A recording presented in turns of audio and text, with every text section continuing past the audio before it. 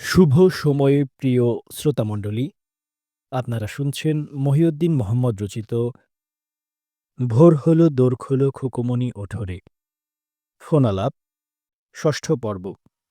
আলাপ ধর্মীয় পুলিশ। শয়তান প্রশ্ন করছেন, ধর্মীয় পুলিশিং বিষয়টি একটু স্পষ্ট করবেন কি?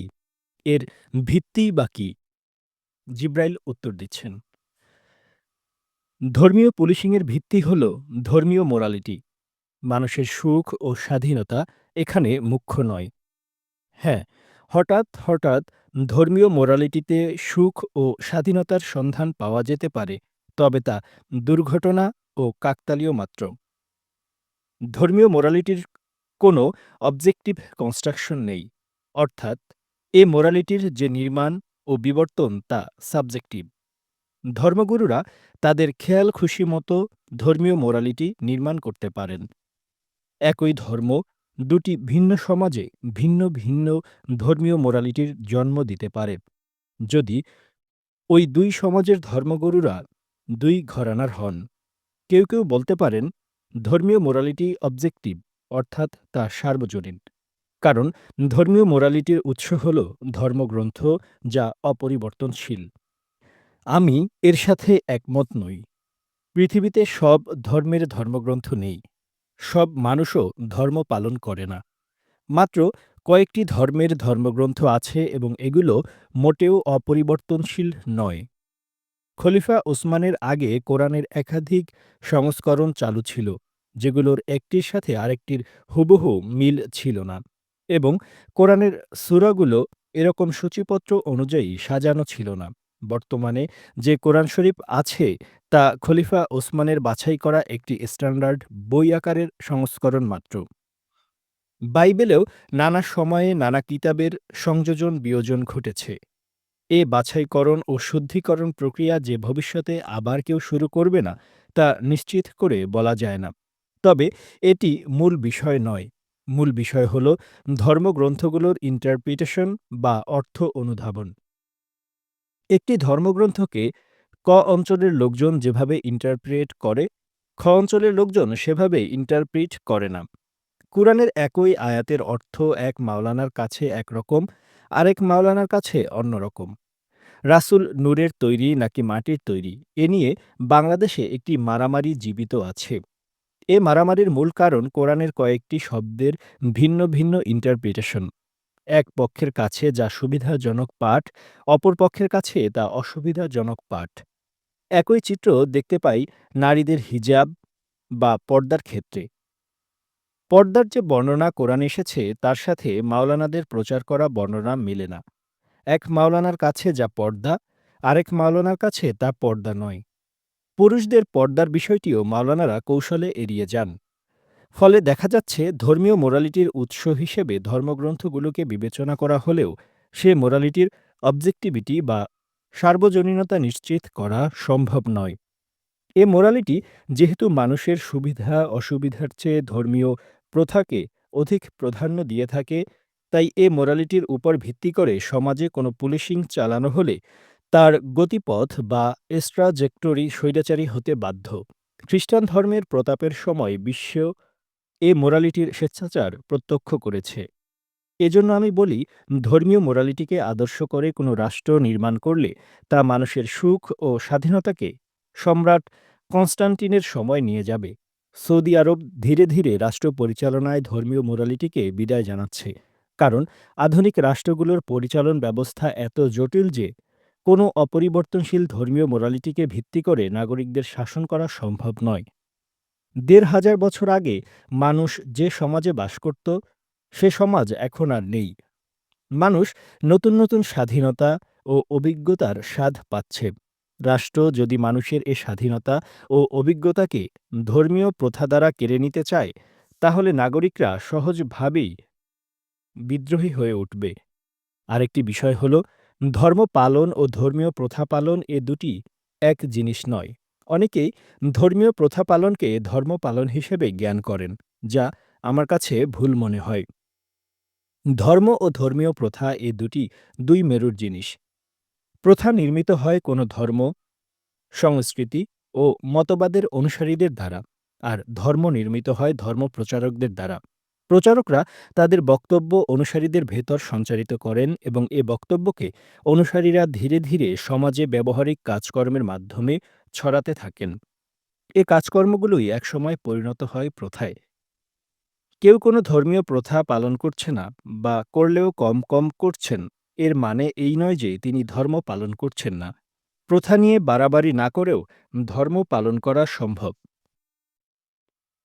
আলাপ, ডায়াসের ইঁদুর। শয়তান প্রশ্ন করছেন, ভয় সম্পর্কে একটু বিস্তারিত বলুন।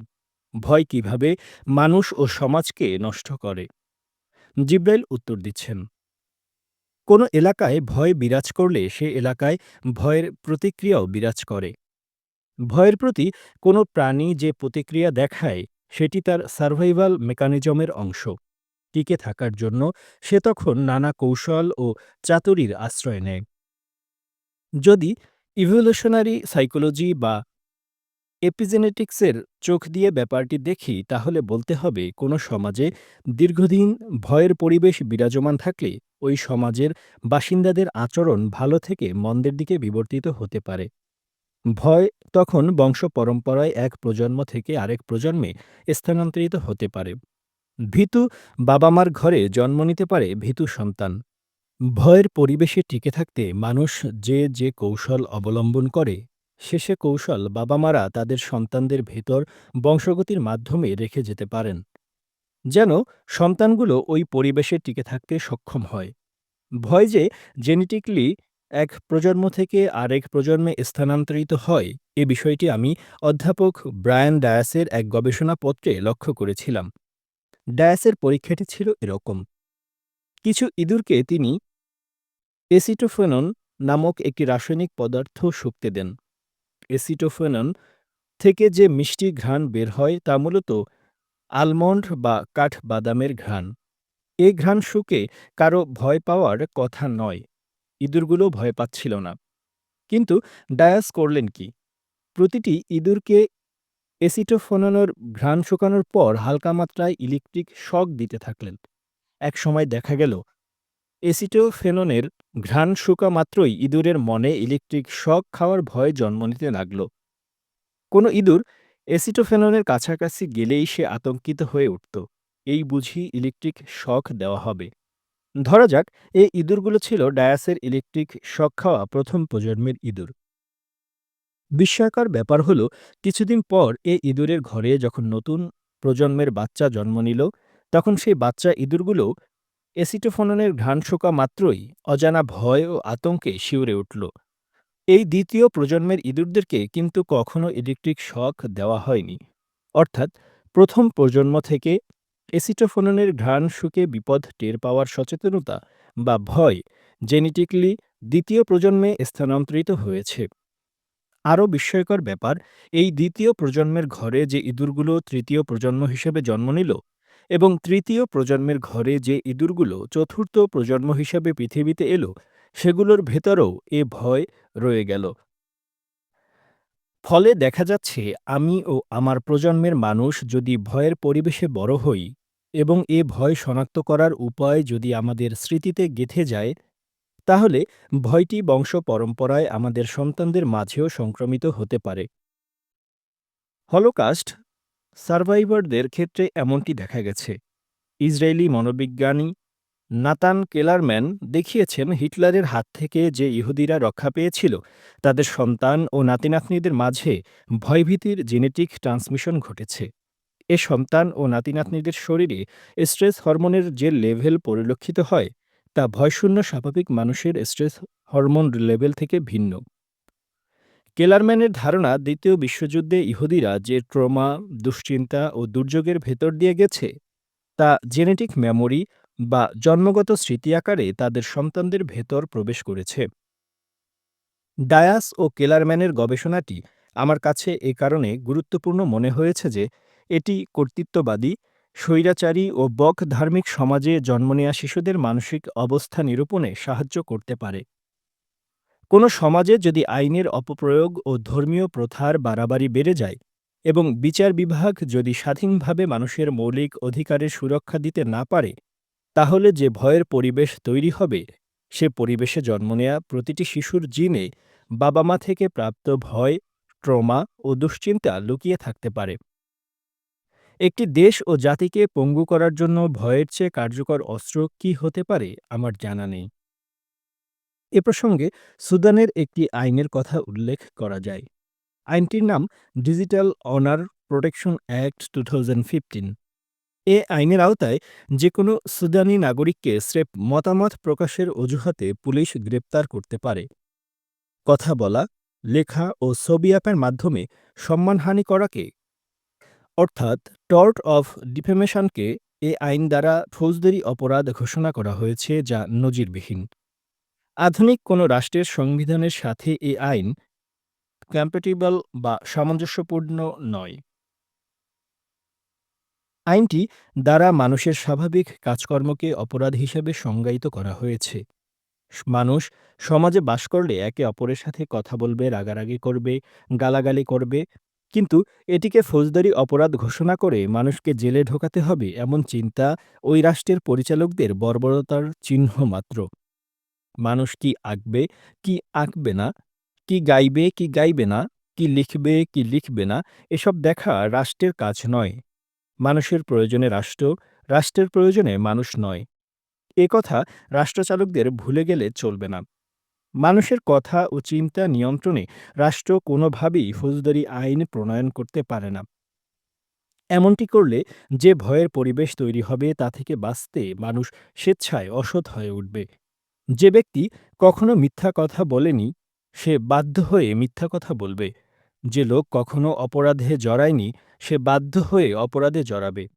তার ভেতর সর্বদা সার্ভাইভাল ইনস্টিংক্ট কাজ করবে এবং এই ইনস্টিংক্ট বংশপরম্পরায় এক প্রজন্ম থেকে আরেক প্রজন্মে স্থানান্তরিত হবে। বাংলাদেশের মানুষের ভেতর যে মিথ্যা বলার ও চালাকি করার একটি সহজাত প্রবণতা রয়েছে, তার মূল কারণ সম্ভবত আমাদের পূর্বপুরুষরা দীর্ঘকাল ধরে ভয়ের পরিবেশে বাস করে আসছেন। এ ভয় কখনো রাজা, কখনো জমিদার, কখনো রাষ্ট্র, কখনো ধর্ম, সমাজের ভেতর তৈরি করে আসছে। এমনকি আমাদের শিক্ষা প্রতিষ্ঠানগুলোও ভীতিকর। বাঙালি কখনোই নিরবিচ্ছিন্নভাবে একটি ভয়শূন্য পরিবেশে বেড়ে উঠতে পারেনি। ফলে ভয়শূন্য কোনো সমাজ ও প্রজন্ম তারা নির্মাণ করতে পারেনি। যে সমাজ ভয়শূন্য নয়, সে সমাজের মানুষদের কাছে উঁচু মানের সততা, উঁচু মানের চিন্তা, উঁচু মানের দর্শন, উঁচু মানের সাহিত্য, উঁচু মানের বিজ্ঞান এসব আশা করা উচিত নয়। এগুলো পেতে হলে সবার আগে আমাদেরকে নিশ্চিত করতে হবে ভয়শূন্য পরিবেশ। অন্যথায় যুগ যুগ ধরে আমরা জন্ম দিতে থাকব অধ্যাপক ডায়াসের ইলেকট্রিক শক খাওয়া ইঁদুর। যারা এপিজেনেটিক্স নিয়ে কাজ করেন, তাদেরকে আহ্বান জানাব, বাংলাদেশের জনগণের উপর তারা যেন ভয়ের প্রভাব নিয়ে কিছু গবেষণা সম্পন্ন করেন। আলাপ পালবদ্ধ পশু। শয়তান প্রশ্ন করছেন, কোনো বিষয়ে গণমানুষের মতামতকে আপনি কিভাবে দেখেন? পপুলার ওপিনিয়ন, যেটিকে আমরা জনমত ডাকি, এ বিষয়ে জানতে চাই। জনমত বা জনপ্রিয় মতামত কতটা নির্ভরযোগ্য? জিব্রাইল উত্তর দিচ্ছেন, মব জাস্টিস ও মব জাজমেন্ট দুটোকেই আমি প্রচণ্ড ভয় পাই। মবের হাতে, অর্থাৎ গণমানুষের হাতে সবকিছু বিচারের ভার তুলে দেওয়াটা বিপজ্জনক। কারণ গণমানুষের হার্ড ইনস্টিংক্ট রয়েছে। ঝোঁকের বশে পাল বেঁধে সিদ্ধান্ত নেয়ার প্রবণতা তাদের আছে। যারা বিহেভিয়ারিয়াল ইকোনমিক্স বা মব সাইকোলজি পড়েছেন, তারা ইনফরমেশন ক্যাসকেড নামে একটি বিষয়ের সাথে পরিচিত থাকবেন। ইনফরমেশন ক্যাসকেডে কি ঘটে? ধরা যাক, কোনো এলাকায় আপনি বেড়াতে গিয়েছেন। সেখানে আপনার ক্ষুধা পেয়েছে এবং খাবার খাওয়ার জন্য রেস্তোরাঁর সন্ধান করছেন। হঠাৎ দুটি রেস্তোরাঁর দেখা পেলেন। একটির নাম এ, আরেকটির নাম বি। দুটি রেস্তোরাঁই খালি। সেগুলোতে কোনো কাস্টমার নেই। আপনি বুঝতে পারছেন না কোন রেস্তোরাঁর খাবারের মান ভালো। এ অবস্থায় র্যান্ডমলি, অর্থাৎ দৈব চয়নের ভিত্তিতে আপনি রেস্তোরাঁ এতে ঢুকে পড়লেন। কিছুক্ষণ পর আরও কিছু লোক সেখানে খাবারের সন্ধানে এলো এবং তারা দেখল যে রেস্তোরাঁ বি খালি পড়ে আছে এবং রেস্তোরাঁ এতে একজন লোক খাবার খাচ্ছে। সে ভাববে রেস্তোরাঁ বি এর চেয়ে এ এর খাবারের মান ভালো। এজন্য রেস্তোরাঁ এতে কাস্টমার আছে, বিতে নেই। সে করবে কি? আপনার দেখাদেখি এতে ঢুকে পড়বে। এভাবে আরও যারা আসবে তাদেরও একটি বড় অংশ একে বেছে নেবে। এই যে একজনের দেখাদেখি আরেকজনের সিদ্ধান্ত নেয়ার প্রবণতা, এটি গণমানুষের মধ্যে খুব দেখা যায়। কোনো যৌক্তিক কারণ ছাড়াই তারা অন্যের সিদ্ধান্তকে অনুসরণ করে থাকে। নিজের বুদ্ধি বিবেককে গণমানুষরা সহজে খাটাতে চায় না। আগামীকাল যদি টেলিভিশনে জনপ্রিয় কোনো লোক বলে ফেলে, অমুক লেখক চোর, তার সব লেখার নকল, তাহলে গণমানুষের একটি অংশ চোখ বুজে এ মিছিলে যোগ দিয়ে দেবে। তারা জানতে চাইবে না জনপ্রিয় স্যার তার কোন কোন লেখার কোন কোন বাক্য নকল, তিনি কোন লেখকের কোন বইয়ের কোন পৃষ্ঠা থেকে নকল করেছেন, আমাদেরকে দেখান। আমরা নিজে পড়ে নিজে তুলনা করে সিদ্ধান্ত নিতে চাই। ফেসবুকে আমরা যে ভাইরাল কন্টেন্টগুলো দেখি সেগুলো ইনফরমেশন ক্যাসকেডের ফসল। কেউ একজন কোনো জিনিস নিয়ে মাতামাতি করল, আর অমনি তার অনুসরণকারীরাও এটি নিয়ে তুলকালাম শুরু করে দিল। সবাই দল বেঁধে প্রথম জনের মতামতের পুনরাবৃত্তি করতে থাকে। সেলিব্রিটি মন্টু যদি বলেন রবীন্দ্রনাথ ইসলাম বিদ্বেষী লেখক, তাহলে তার বুদ্ধি বিমুখ অনুসারী পালও বলতে শুরু করবে রবীন্দ্রনাথ ইসলাম বিদ্বেষী লেখক, তার বদনাম করতে হবে। কিন্তু রবীন্দ্রনাথের কোন কোন লেখার কোন কোন বাক্য কিভাবে ইসলাম বিদ্বেষী, ইসলাম বিদ্বেষ কাকে বলে, কোনো লেখা ইসলাম বিদ্বেষী কিনা এটি কিভাবে নির্ধারিত হয়? একজন লেখকের ইসলাম বিদ্বেষী বা ইসলাম বিরোধী হওয়ার অধিকার আছে কিনা? নাস্তিক বিদ্বেষ জায়েজ হলে ইসলাম বিদ্বেষ কেন জায়েজ নয়? এসব গুরুত্বপূর্ণ প্রশ্ন গণমানুষরা করবে না। তারা চাইবে কেবল অন্যের টানা উপসংহার নকল করতে। কোনো বিষয়ে অন্যের দেখাদেখি সিদ্ধান্ত নেয়ার এই যে সংস্কৃতি, এটিকে আমি গণতন্ত্রের জন্য সবচেয়ে বড় হুমকি বলে মনে করি। অমুকে অমুককে ভোট দিচ্ছে, তাই আমিও অমুককে ভোট দিব। অমুককে অমুককে ঘৃণা করেছে, তাই আমিও অমুককে ঘৃণা করব। এ ধরনের কর্মকাণ্ডে যে জাতি নিমজ্জিত, গণতন্ত্র তাদের জন্য উপযুক্ত নয়। রাষ্ট্রে গণতান্ত্রিক কাঠামো সৃষ্টির জন্য তাদের মোটেও প্রস্তুতি নেই। হ্যাঁ, মানুষ যখন জঙ্গলে ছিল, তখন এই হার্ড ইনস্টিংক্ট বেশ উপকারী ছিল। এটি আমাদের পূর্বপুরুষদেরকে অনেক বিপদ-আপদ থেকে রক্ষা করত। সমাজে সবার পক্ষে সব বিষয়ে ইনফর্মড ডিসিশন নেওয়া সম্ভব নয়। কোনো ফল বিষাক্ত কিনা, কোনো প্রাণী বিপজ্জনক কিনা, এ বিষয়গুলো একজন অনভিজ্ঞ শিশুর পক্ষে জানা কঠিন। বাবা-মার দেখাদেখি তাকে সিদ্ধান্ত নিতে হয়। একজন বয়স্ক মানুষ বাঘ দেখে দৌড় দিলে একজন শিশুরও উচিত বাঘ দেখে দৌড় দেয়া। হার্ড ইনস্টিংক্টের এটি একটি বড় ইভলিউশনারি কারণ।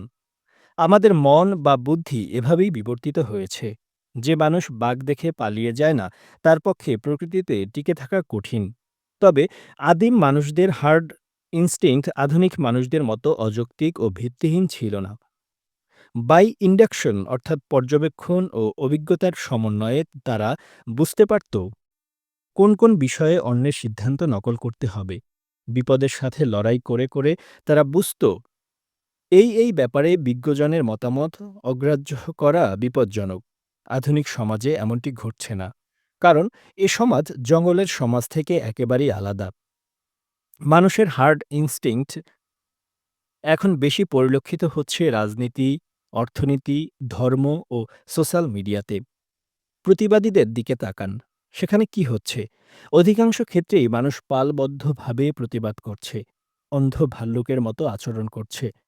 প্রতিবাদী মানুষদের আমি সম্মান করি, তাদের কাছে সভ্যতার ঋণ রয়েছে। কিন্তু প্রতিবাদকে পেশা হিসেবে নিলে বিপদ। দুঃখজনক হলেও সত্য, বাংলাদেশে পেশাদার প্রতিবাদজীবী দেখা দিয়েছেন।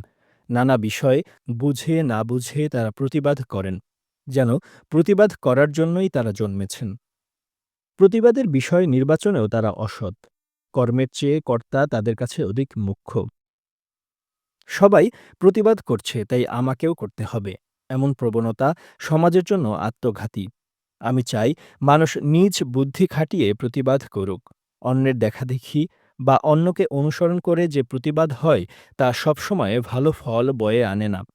বোধ বিবেচনা হারিয়ে সারাক্ষণ অন্যের কণ্ঠের চিৎকার নকল করাকে প্রতিবাদ বলে না, বরং এটি হার্ড বিহেভিয়ার বা পাল বেঁধে চলার সংস্কৃতিকে উৎসাহিত করে। ফেসিবাদের মূল কারণ কিন্তু মানুষের এই হার্ড বিহেভিয়ার। মানুষ ভুলে গেলে চলবে না, ফেসিজম ধারণাটির উদ্ভব ঘটেছিল লাঠির বান্ডিল থেকে। অনেকগুলো লাঠি মিলে একটি মুগুর তৈরি হয়। এ মুগুর যখন ভিন্নমতের মানুষদের মাথায় বাড়ি মারতে থাকে, তখন এটিকে ফেসিবাদ বলে। শব্দটি এসেছিল ইতালীয় ভাষার ফেসিস থেকে, যার অর্থ বান্ডিল। সমাজে বাস করা প্রতিটি মানুষই লাঠি। এরা যদি কোনো রাজনৈতিক বা ধর্মীয় বিশ্বাসের পক্ষে একত্রিত হয় এবং ভিন্নমতের মানুষদের উপর চড়াও হয়, তখন বুঝতে হবে সমাজে ফ্যাসিজম কায়েম হয়েছে। পশুরা ঐক্যবদ্ধ হয়েছে। এজন্য কোনো কাজ করার আগে ভেবে দেখা উচিত, আমি ফেসিবাদের লাঠি হচ্ছি কিনা। ফেসিবাদ বিরোধী মানুষও ফেসিবাদী হতে পারেন। ফেসবুকে আমাকে প্রায়ই নানা পরীক্ষা-নিরীক্ষা করতে হয়। এসব পরীক্ষায় দেখেছি এদেশে যারা ফেসিবাদ শব্দটি বেশি উচ্চারণ করেন বা এর বিরুদ্ধে নিয়মিত স্লোগান দেন, তারা নিজেরাও ফেসিবাদী। এমন অনেককেই পেয়েছি যারা ফেসিবাদের বিপক্ষে প্রতিবাদী ভূমিকা পালন করছেন কিন্তু নিজেরা ভিন্ন মতের প্রতি সহনশীল নন। অপছন্দের লেখা লেখেন এমন লেখকদেরকে তারা শত্রু জ্ঞান করেন। প্রতিপক্ষের প্রতি মনে তীব্র বিদ্বেষ লালন করেন। পছন্দের বিশ্বাস, প্রতিষ্ঠান, হুজুর, নেতা ও সেলিব্রিটির পক্ষে তারা যে ভঙ্গিতে পাল বেঁধে কথা বলেন এবং অপছন্দের লোকজনদের বিরুদ্ধে যেভাবে সঙ্গবদ্ধ হয়ে কুৎসা রটান, তাতে তারা মানুষ নাকি ভেড়া এটি বোঝা কঠিন। আপনি খেয়াল করবেন, ইংরেজিতে শিপেল নামে একটি শব্দ আছে, যেটি তৈরি হয়েছে শিপ ও পিপলকে একত্রিত করে। পিপল বা জনগণ তখনই শিপল হয়ে ওঠে যখন তার ভেতর শিপ বা ভেড়ার গুণাবলী সংক্রমিত হয়। ভেড়া পাল বেঁধে চলতে পছন্দ করে কারণ তার বুদ্ধি কম, গায়ের জোরও বেশি নয়। একা থাকলে সে নিরাপদ বোধ করে না। কিন্তু মানুষ বুদ্ধিমান, তার গায়ে জোর আছে, ব্যাংকে টাকা আছে। ফলে মানুষ যদি ভেড়ার মতো ইনস্টিংক্টিভ আচরণ করে, তাহলে সমাজে রাজনৈতিক ও অর্থনৈতিক ঝুঁকি তৈরি হবে। দেখা যাবে নেকড়েরাই ভেড়া সেজে শিকার নিয়ে ঢুকে পড়েছে অরণ্যে। শয়তান আবার প্রশ্ন করছেন, কোনো কিছুর শিল্পমান নির্ধারণে গণমানুষের ভূমিকাকে কিভাবে দেখেন? ফেসবুকে বিভিন্ন লেখক ও সেলিব্রিটিদের যে জনপ্রিয়তা বা গণমানুষ দ্বারা তাদের সাহিত্যকর্মের যে অতিরঞ্জিত মূল্যায়ন, সেটিও কি ইনফরমেশন ক্যাসকেডের ফলে ঘটে? জিব্রাইল উত্তর দিচ্ছেন, সবসময় ঘটে এমনটি বলবো না, তবে অধিকাংশ ক্ষেত্রেই ঘটে। সোশ্যাল প্রুফ, অর্থাৎ অন্যের সাথে তাল মিলিয়ে সিদ্ধান্ত নেয়ার প্রবণতা এদেশে মহামারী আকার ধারণ করেছে। ফেসবুক সেলিব্রিটিরা এখন মানুষের চিন্তাভাবনা অনেকাংশেই নিয়ন্ত্রণ করছে। এ সেলিব্রিটিদের অধিকাংশই লঘু চিন্তার অসৎ মানুষ। এরা নানা মতলবে তিলকে তাল, বাগডাসকে বাঘ, ছাগলকে মহিষরূপে জঙ্গলে প্রচার করে থাকে। এক গুলমলতা আরেক গুলমলতাকে দেয় মহিরুহের সনদ। জঙ্গলবাসীও অন্ধভাবে তাদের কথা বিশ্বাস করছে। অমুকে বলেছে তমুক একটি মস্ত ভাল্লুক, তাই আমাকেও এ কথা বলতে হবে। এ প্রবণতা শিল্প সাহিত্যের জন্য ক্ষতিকর। সবকিছু জনপ্রিয় গর্ধবদের হাতে ছেড়ে দেওয়া ঠিক নয়, কারণ এতে পায়খানার দুধরূপে প্রতিষ্ঠা পাওয়ার ঝুঁকি তৈরি হয়। মানুষকে সোশ্যাল ট্রেন্ডের বিষয়ে সাবধান থাকতে হবে। যে কোনো শিল্পী, দার্শনিক, সাহিত্যিক তাদের বিষয়ে জেনে বুঝে ও পরে মতামত দিতে হবে। তবে মতামত দেয়ার আগে নিজেকে প্রশ্ন করা দরকার, আমি এ ধরনের মতামত দেয়ার যোগ্য তো? উৎকৃষ্ট সাহিত্য, উৎকৃষ্ট দর্শন এগুলোর সাথে আমার গভীর পরিচয় আছে তো? নাকি আমি কেবলই আত্মবিশ্বাসী বেকুব, শৌখিন পাঠক, চতুর শার্লাতান? আপনি খাবার খাচ্ছেন, খান। কিন্তু নিউট্রিশনিস্টের ভূমিকা পালন করতে চান কেন? শিল্পকলার মান নির্ধারণে গণমানুষের মতামত একেবারেই নির্ভরযোগ্য নয়। কারণ গণমানুষ মতামত দেয় ভালো লাগা ও খারাপ লাগার ভিত্তিতে। রসমালাই বেশ সুস্বাদু খাবার, তাই বলে কি তা শ্রেষ্ঠ খাবার? নিশ্চয়ই নয়। গণমানুষ খুব দ্রুত উপসংহারে পৌঁছে, কারণ এ কাজে তার কোনো চিন্তা ভাবনা বা বিচার বিশ্লেষণের প্রয়োজন পড়ে না। সে হুট করে একটি ছবি দেখে সেটিকে পৃথিবীর শ্রেষ্ঠ চিত্রকর্ম ঘোষণা দিয়ে ফেলতে পারে। অর্থাৎ কোনো আবেগঘন উপন্যাস, কিচ্ছা সমগ্র, গল্প, টুইস্টপূর্ণ থ্রিলার ও উদাস ছড়াপদ্য পড়ে চেঁচিয়ে উঠতে পারে, ইহাই মহাবিশ্বের শ্রেষ্ঠ সাহিত্য। ফেসবুকে এটি অহরহ ঘটছে। যে উপন্যাস কি বোঝে না, সে বিচার করতে বসছে উপন্যাসের। যে কবিতা কি বোঝে না, সে সার্টিফিকেট দিচ্ছে কবিতার। মাইকে ঘোষিত হচ্ছে অমুক এই যুগের শ্রেষ্ঠ ঔপন্যাসিক, তমুক এই ব্রহ্মাণ্ডের শ্রেষ্ঠ কবি। স্বাদ, অর্থাৎ সেন্সেশন বা ইন্দ্রিয়গ্রাহ্যতাই হয়ে উঠছে শিল্পকলার মাপকাঠি। আমি বলছি না যে মানুষ তার ভালো লাগা বা খারাপ লাগার অনুভূতি প্রকাশ করতে পারবে না। সেটি তারা করুক, কিন্তু শুধু ভালো লাগা ও খারাপ লাগার ভিত্তিতে শিল্পসাহিত্যের মূল্যায়ন করতে গেলে বিপদ। আলাপ, বানান কমিশন। শয়তান প্রশ্ন করছেন, বাংলা ভাষার বিকাশে বাংলা একাডেমির ভূমিকাকে কিভাবে দেখেন? আপনার বইয়ে দেখলাম অনেক জায়গায় নিজস্ব বানান রীতি অনুসরণ করেছেন। বাংলা একাডেমির বানান ও বাক্যরীতি অনুসরণ করেননি। এর কারণ কি? অনেক ক্ষেত্রে নতুন শব্দও সৃষ্টি করেছেন। জিব্রাইল উত্তর দিচ্ছেন, ভাষার পুলিশিং আমার পছন্দ নয়। কোনো ভাষার বিকাশ ও বিবর্তনের জন্য ওই ভাষার স্বাধীন চর্চা দরকার। বোধগম্যতা ও সার্বজনীনতা নিশ্চিত করতে কিছুটা বিচার সালিশ করা যায়, কিন্তু এটিকে পুলিশিংয়ের পর্যায়ে নিয়ে গেলে সমস্যা। ঈদকে ঈদ লিখলে কি উপকার হয় আমার জানা নেই। শব্দের অর্থের বিবর্তন যেমন স্বতঃস্ফূর্তভাবে হওয়া উচিত, তেমনি শব্দের বানানের বিবর্তনও স্বতঃস্ফূর্তভাবেই হওয়া উচিত। এনফোর্সড ইভোলিউশন ভাষার জন্য ভালো ফল বয়ে আনে না। দম্পতি শব্দের অর্থ এখন স্বামী-স্ত্রী হলেও একসময় তা স্বামী-স্ত্রী ছিল না। সংস্কৃতে দম মানে গৃহ, ল্যাটিন ডমাস এর সাথে এর সাদৃশ্য আছে। ডমাস মানেও গৃহ। ফলে দম্পতি শব্দটির মানে ছিল দমের বা গৃহের পতি, অর্থাৎ গৃহপতি বা গৃহস্বামী। এটি একটি এক লিঙ্গবাচক শব্দ, কিন্তু শব্দটির অর্থ বিবর্তিত হয়ে এখন সম্পূর্ণ অন্যরকম হয়ে গেছে। দম্পতি এখন দুই লিঙ্গবাচক শব্দ, এবং গৃহের মালিক বা ঘরের সর্দার বিষয়ক যে বার্তা শব্দটিতে লুকিয়ে ছিল তা হারিয়ে গেছে। শব্দটি কেবলই স্বামী-স্ত্রী বোঝাতে ব্যবহৃত হয়। জায়াপতির চেয়ে দম্পতি অধিক জনপ্রিয়। এই যে বিবর্তন, এটি তো এনফোর্সড ইভোলিউশন নয়। কোনো সংস্কৃত একাডেমি যদি পুলিশিং করে এটি করত, তাহলে দম্পতি শব্দের অর্থের এমন ন্যাচারাল ইভোলিউশন ঘটত না। ন্যাচারাল ইভোলিউশনে বোধগম্যতার বিষয়টি যেভাবে নিশ্চিত করা যায়, একাডেমীয় শাসনে সেভাবে করা যায় না। রস্বাই দ ঈদ আমার কাছে কিমাকার মনে হয়। বড় আর বড় এ দুটির মাঝেও পার্থক্য থাকা উচিত। সে বড় ভালো মানুষ, আর বিল্ডিংটি অনেক বড়।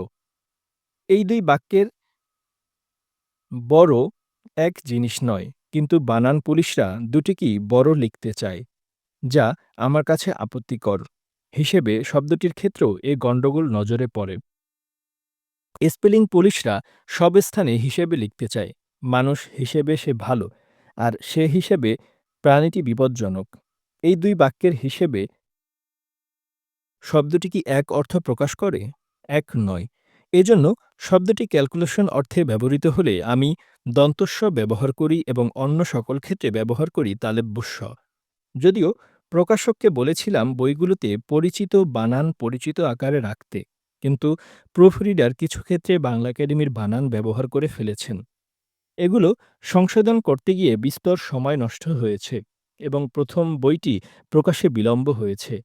তারপরও বহু জায়গায় বাংলা একাডেমির অপরিচিত ও কিম্ভূত বানান রয়ে গেছে। তবে বানান বিষয়ে প্রমিত পুলিশদের কিছু কাজ ভালো। কি এবং কি, কয় রসিকার কি এবং কয় দীর্ঘইকার কি, এ দুটি বানান একই রূপে লিখলে বাক্যের বোধগম্যতা নষ্ট হতো। কারণ সব কি সব বাক্যে একই ভাব প্রকাশ করে না। অনেকে বলবেন, কয়রস্বীকার এর আগের বা পরের শব্দ পড়লে কি এর অর্থ উদ্ধার করা যায়। তাই কি কে দুটি আলাদা বানানে লেখার দরকার নেই।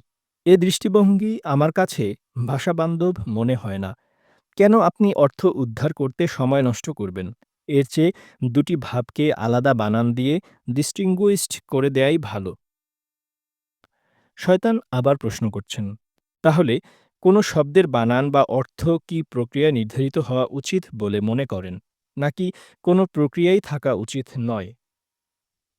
জিব্রাইল উত্তর দিচ্ছেন, প্রচলিত শব্দের তো বানান নির্ধারণ করার প্রয়োজন দেখি না। কারণ শব্দটির বানান ইতিমধ্যেই প্রচলিত আছে। হ্যাঁ, যদি এমন হয় যে কোনো শব্দ মানুষের মুখে মুখে আছে কিন্তু তা কখনো লিখিত রূপে ব্যবহৃত হয়নি, তাহলে এর একটি ভালো দৃষ্টিনন্দন সহজে স্মরণ রাখা যায়, অন্য শব্দের সাথে গুলিয়ে যায় না, এমন বানান তৈরি করা যেতে পারে। নতুন উদ্ভাবিত শব্দের ক্ষেত্রেও এ প্রক্রিয়া অনুসরণ করা যায়। তবে এক্ষেত্রে শব্দটি যিনি উদ্ভাবন করলেন তার মতামত নেয়া দরকার। কোনো শব্দের বানান নির্ধারণ করতে গিয়ে যদি আমি শব্দটিকে মানুষের কাছে অপরিচিত করে দেই, তাহলে তো হলো না। দীর্ঘায়ী দ ঈদকে রস্যায়ী দ ঈদ লিখলে আমার তা বুঝতে অসুবিধা হয়। গরু ও গরু দুটি প্রচলিত বানান, কিন্তু অধিক পরিচিত কোনটি? কোন বানানটি বুঝতে মানুষের কম কষ্ট হয়? নিঃসন্দেহে গ, রয় রস্যুকার। এজন্য বানান নির্ধারণে বোধগম্যতার বিষয়টিকে অধিক গুরুত্ব দিতে হবে। একটি প্রচলিত ও বোধগম্য বানানকে যদি কেউ হুট করে এসে অপরিচিত ও দুর্বোধ্য করে তোলে, তাহলে তা সমর্থনযোগ্য নয়। এতে ভাষার সিম্পলিসিটি নষ্ট হয়, সৌন্দর্য ভেঙে পড়ে।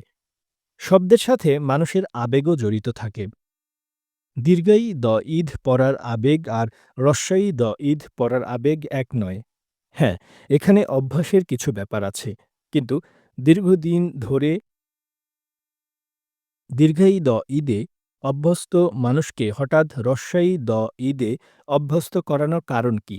অনেকে বলবেন, বিদেশি শব্দের বানান সরলীকরণ করতে গিয়ে এটি হয়েছে। এমন দাবি অত্যন্ত আপত্তিকর ও অদ্ভুত। এসব যারা বলেন, তারা নির্ঘাত ভাষার বিবর্তন সম্পর্কে কোনো ধারণা রাখেন না।